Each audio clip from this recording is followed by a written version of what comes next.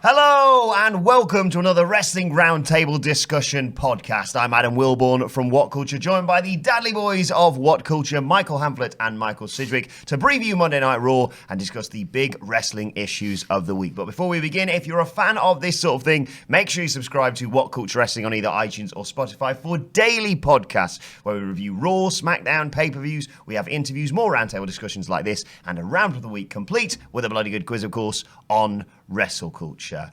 Gents, lots to get into today. Let's start looking ahead to Monday Night Raw tonight. Hulk Hogan is set to return. What are your thoughts on that, and what sort of a reaction do you think he'll get? In terms of reaction, I think you will get unanimously cheered. I mean, it's Hulk Hogan. As soon as that theme tune hits, people are just going to get off their seats. It's like the oral translation of triumph. He's not been seen in an American wrestling ring for quite some time. I think, unfortunately, because I've got my own subjective feelings on Hogan, which we'll get to, I think nostalgia is probably at this point wrestling's most powerful drug, other than the prospect of change. So I think you'll get an amazing reaction. I think the lack of criticism Hogan got in contrast to everything else around Crown Jewel means that Sidgwick's probably right. It is something that overpowers. When he walks down the ring, you know, we've talked before about Vince McMahon saying that, like, get him out now, he's 100 years old and people are still going to cheer for him. Like, if I'm Dave Meltzer at this point, I'm quite worried because as soon as a journalist drops dead, Hulk Hogan appears on television and WWE desperately want him there, whether it's Jamal Khashoggi or Mean Gene Okerlund. Any excuse to trot out Hulk Hogan, like, they're going to use the deceased others because that's the only thing he can talk about without people criticising him. It's a pretty tragic state of affairs that it has to be around, like, the death of somebody almost to mask the reality of what Hulk Hogan's done. There are other wrestlers that have done other things that get a free pass where Hulk Hogan does not, but it doesn't mean that any of them should, and Hulk Hogan continues to be the one that they can kind of like sneak back on television rather than just bring him out in it and everything be fine. Yeah, what's your opinions on, you know, him returning after the passing of Mean Gene Okerlund? The counter-argument to this is that Hogan and Mean Gene Okerlund were close in real life, and I think both men realised the impact that the other had on each other's careers. I mean, well, you know something, Mean Gene, I mean, that is one of the most iconic lines in the history of pro wrestling.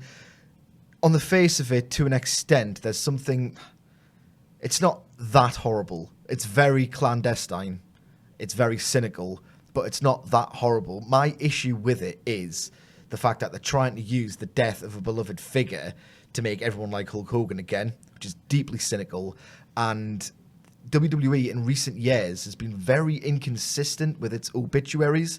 Now, we didn't get anything of the sort of a live celebration when Bobby Heenan died.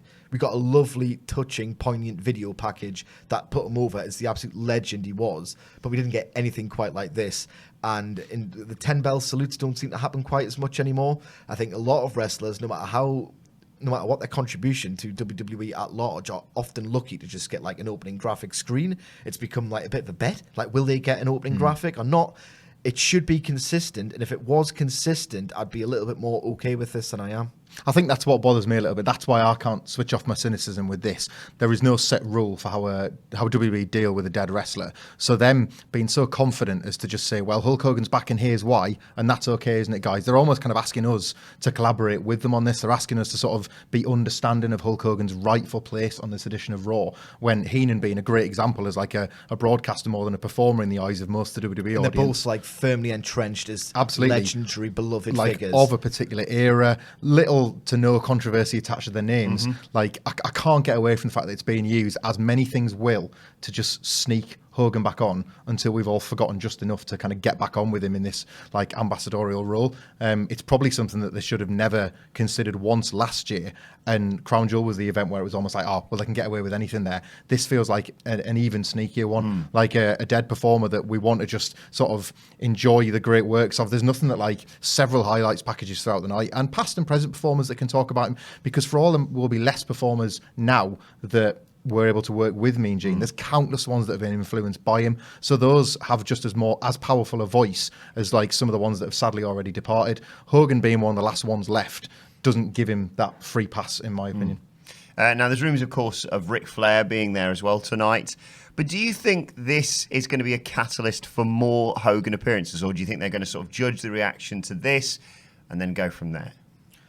If, as expected, well, by me, he gets a positive reaction, then the floodgates are open. I can see him guest hosting WrestleMania. Yeah.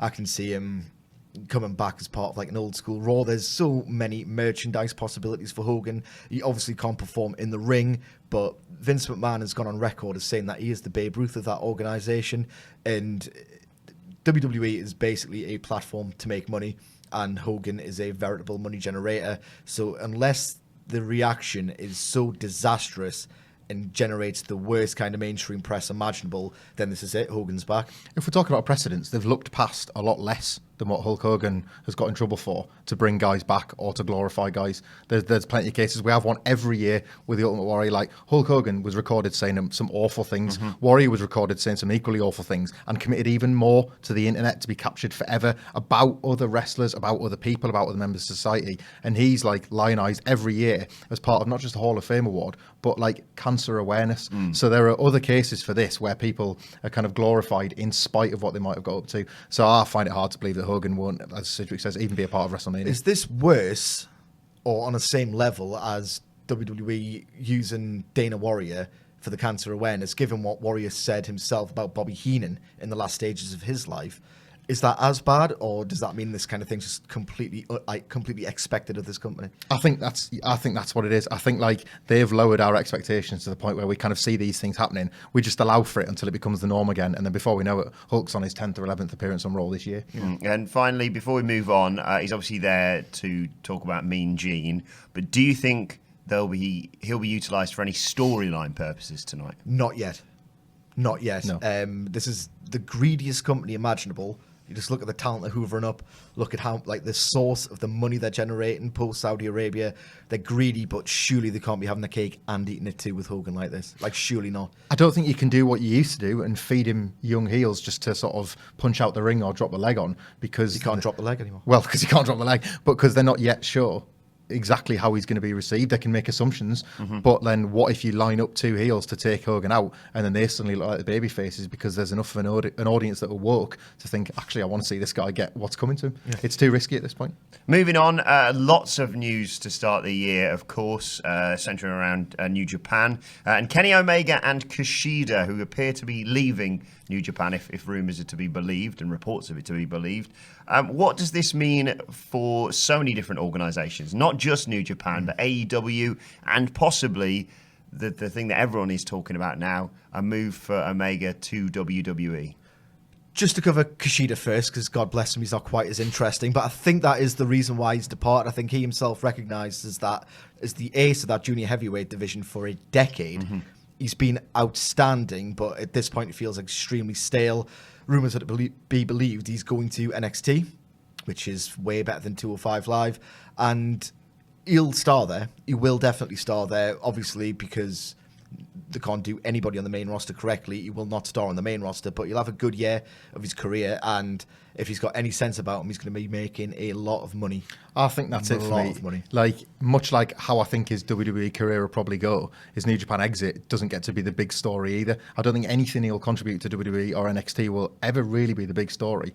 But who can like fault a man trying to like make the most of his earning years while there's still some left? Yeah, if he earns well to do okay in WWE, then he's done really, really well for himself, because there would have been a time where a junior heavyweight wouldn't have been able to get that kind of prestige deal like he can now. It's potentially a sweetheart deal for a guy of his age and experience that, like, fair play, just fair play to him for getting this deal now. Absolutely nobody begrudges Kushida for this decision. No. I think it's in the interest of all parties, but that word begrudge might come up in reference to the next person we're going to discuss. And when no one perceives a step from New Japan to NXT necessarily as that much of a step down, in terms of the fact that just because he's not going to the main roster does not mean he's not going to have some absolutely stellar contests in NXT. I mean, we look at the conveyor belt of talent of people who they're talking about moving up to the main roster now, and yet you look around and there's still so many amazing, intriguing matchups in NXT, and more to come, like you say, with them hoovering up talent. There are better guys than Kushida, with respect to Kushida, that like I wouldn't want to see on the main roster. He's another, like, it's sometimes better. You're better off not being on them. If you're earning NXT money, then I think there's less of a, like, there's more of a motivation to get onto the main roster. If he's coming across on a pretty fat contract, then I wouldn't even be in a rush if I'm Kushida myself. I would just appreciate the time I've got on NXT to have the matches that I'm capable of before getting trapped in that like 3 and 4 minute Raw match churn. Lots of discussion about Kenny Omega at the moment, of course, not just in this office, but in the whole wider wrestling community. What do you think's going to happen? Because people don't know whether this is a work. Dave Meltzer's been reporting on it. There's always the rumblings of a move to WWE, which is they've attempted to sign him in the past, of course. And with AEW, that's another element to this story. That is the big impetus to the story for me. There's no way they would offer him the amount of money that's been banded about were it not for the imminent emergence of All Elite Wrestling. So the latest, and it changes, this fluctuates daily, the story, is that New Japan has just completely bantered off any working agreement with All Elite Wrestling for the time being. And in doing so, they've essentially robbed themselves of Kenny Omega going forward, if in fact he goes there.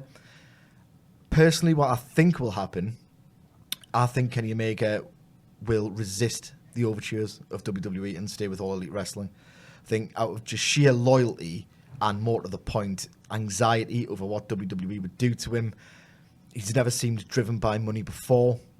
Everything we can infer from his character and from his experience, I'm thinking he's on board for this change. I mean, the guy's T-shirt says "Change the World."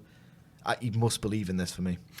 I mean, personally, I think it's a work because I think most things we read and say about are a work until they actually happen now. I think that's kind of like, we talked about Dave Meltzer earlier on in The Office, almost helping Omega negotiate his January 2017 deal. The last time we kind of saw stories of this nature, like the possibility that he might appear in the Rumble, a lot of that travelled through the Wrestling Observer with Dave Meltzer as a bit of a filter. And I just think this is a work too, because I think as we speak, Omega hasn't yet made a final decision, or the WWE money I think will play more of a role than it used to. He was a 33-year-old a couple of years ago that probably still felt like he had a lot to do in New Japan Pro Wrestling. This last 6 or 8 months maybe hasn't been the success that people thought it would be with him atop it, but he might, just think to himself, my body has put in the shift for a deal that's being offered to me. We're hearing stories of this fantastic figure that's being offered to him. This could be an unprecedented amount of money for a guy to be coming in hot to WWE. And he might just think, this is what this graft has been all about. These are my earning years. Nothing is lost by me making this move because I've got enough self-belief to fix myself. If it goes incredibly wrong, I'll have just been well paid for it. And he's in such a powerful position, one could argue an element of creative control. Well, as he should be in a powerful position as well. He's worked himself up to that. Personally, I would the idea that there's going to be no working agreement between All Elite and New Japan makes me quite sad, because I felt like it was the best for both parties, particularly, if I'm honest, the Elite. I do worry about the Elite's value when they're putting themselves on their own island, instead of being these figures that are successful in Ring of Honor and successful in New Japan and successful in every indie, in your local indie that they travel to. I do worry how big they'll look once they're isolated to their own product. So if anybody was going to be a guy that was going to float between New Japan and All Elite, to me, it's Kenny Omega, because he's the kingmaker between both organizations. He's the one guy that is kind of a level above all of them, What does this mean for New Japan going forward then?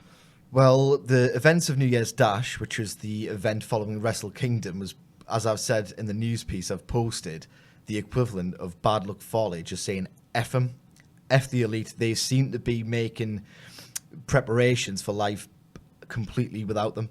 It was quite a strange, stark show in how star-deprived it seemed. They were trying to very quickly advance other people who perhaps aren't that popular into the positions previously occupied by the Elite, like someone like Taichi, going for the Intercontinental title. That drew major criticism.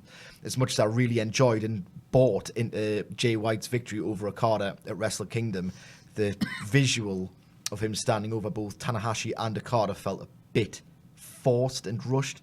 We have to go all in because Jay White is a loyal in-house prospect under contract. The thing about New Japan Pro Wrestling is that I've been conditioned for the past, at this point, 8 years of just utter long-term star creation and storytelling brilliance that I'd be an idiot to doubt them, a complete idiot. So until they start to falter, I will never doubt them. I think they will be okay. I don't know how this is going to impact on their expansion, because without the Elite being there, it's compromised very much so. But in terms of their native popularity, which is more than enough to sustain and elevate their business, I think they will be fine. They will be fine, especially with someone like Will Ospreay going to the heavyweight ranks.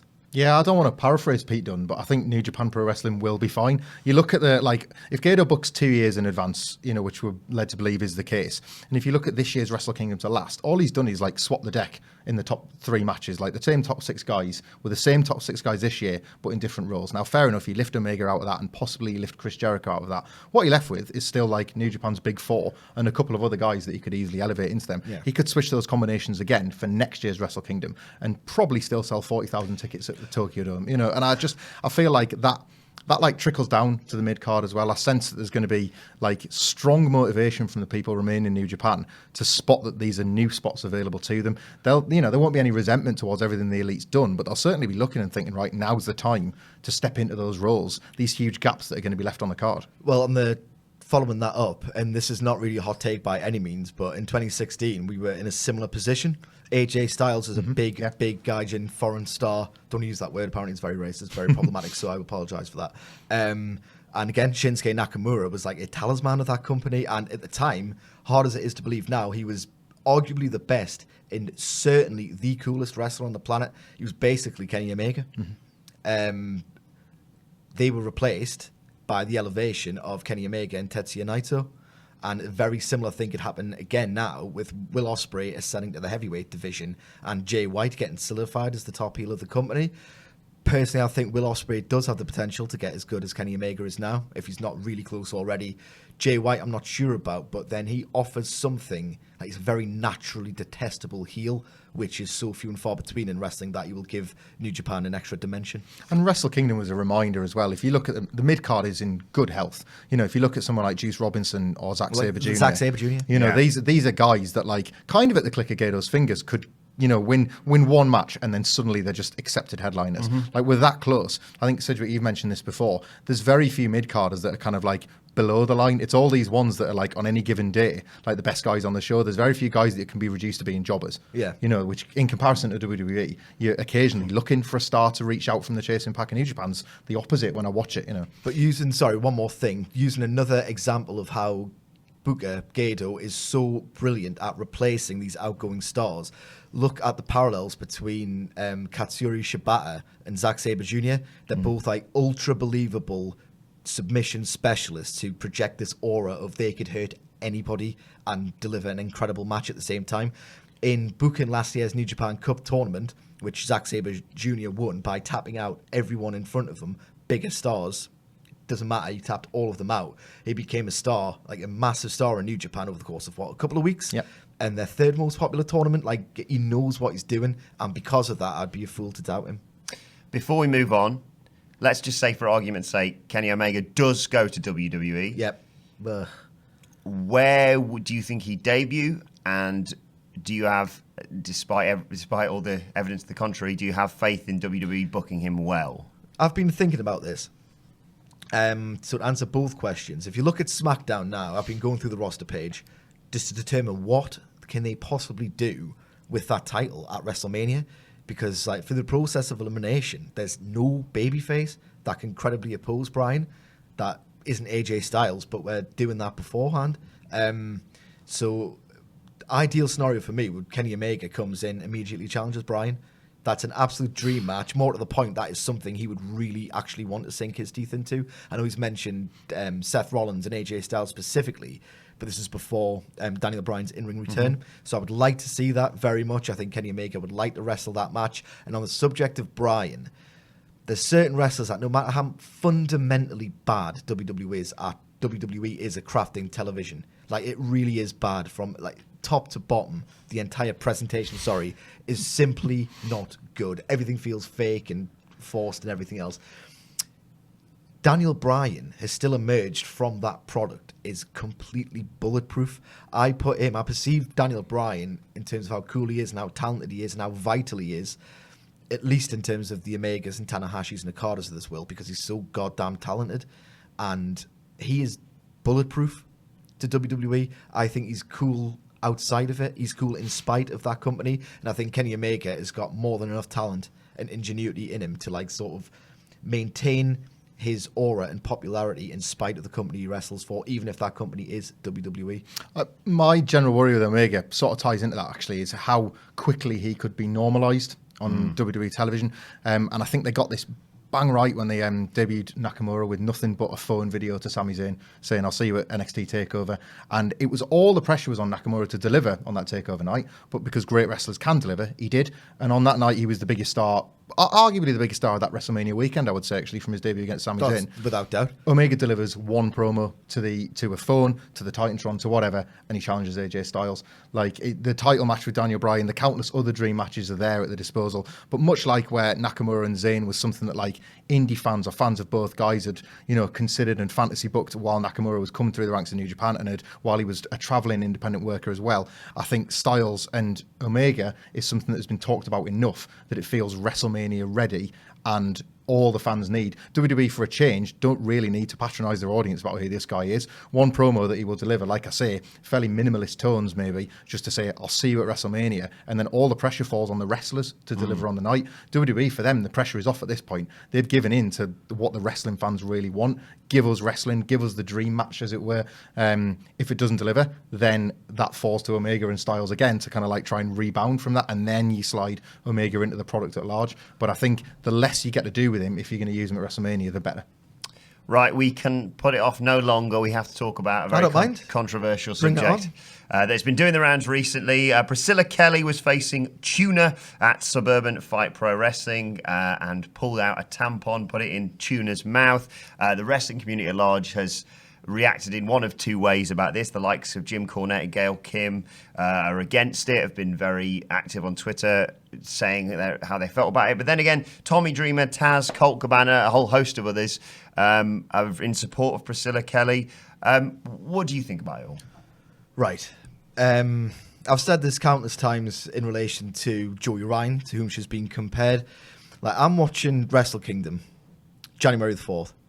I'm watching Kenny Omega and Hiroshi Tanahashi in this incredible, gripping, realistic match that I can completely buy and get invested into, because it was treated as a sporting event that was an entire clash of philosophies.